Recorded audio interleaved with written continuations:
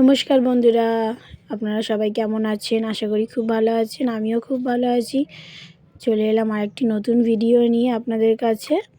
তো অস্মির হঠাৎ করে বিকেলবেলা দেখলাম একটু শরীরটা খারাপ, তো ভাবলাম একটু ডাক্তার দেখিয়ে আনি। আর অনেক দিন ধরে ভাবছি চুলটা বড় হয়েছে, কাটাবো। তো যেহেতু বাড়ি থাকি না, ওই জন্য কাটাতে পারি না। তো আজকে ভাবলাম একটু চুলটা কাটিয়ে নিয়ে আসি, ওই জন্যই কাটাতে গেলাম।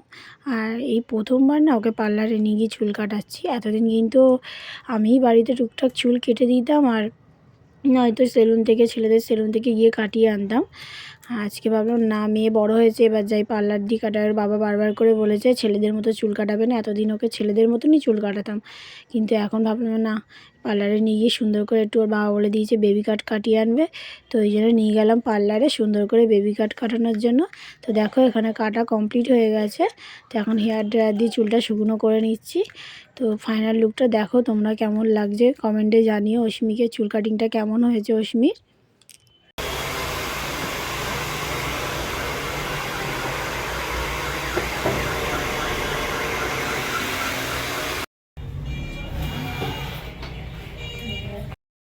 গরম গরম লুচি আমি ফোনাকে দিতে গেছি বলে মানাকে বলে একটু বল।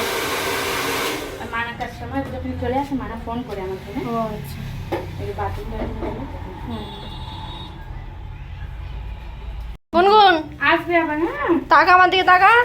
আমার চুল বেড়ে গেল। ফটো তুলে না। টাকা মামা বায়না করছে এখন কোলে উঠবে বলে, একটুও হাঁটে না। গুনগুন ইটস ভেরি ব্যাড গার্ল।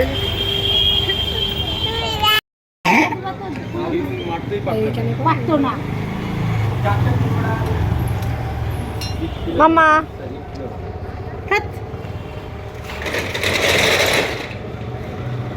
তো এটা ছিল আজকে আমাদের রাতের ডিনার। আজকে রাতে ভাত ফ্রাই করব, ওই জন্য এখানে একটু কিছু মাংস কুচি, ডিম আর অনেক রকম সবজি নিয়েছি ভাত ফ্রাই করার জন্য। তো দেখো এখানে গরম গরম ভাত ভাজা রেডি। আমার তো দেখেই জিভে জল চলে আসছে। আপনাদের কেমন লাগছে ভাত ভাজাটা কমেন্টে জানাবেন। আর ভাত ভাজার সঙ্গে ছিল পাতুরি। আজকের ভিডিওটা এখানেই শেষ করলাম। টাটা সবাইকে।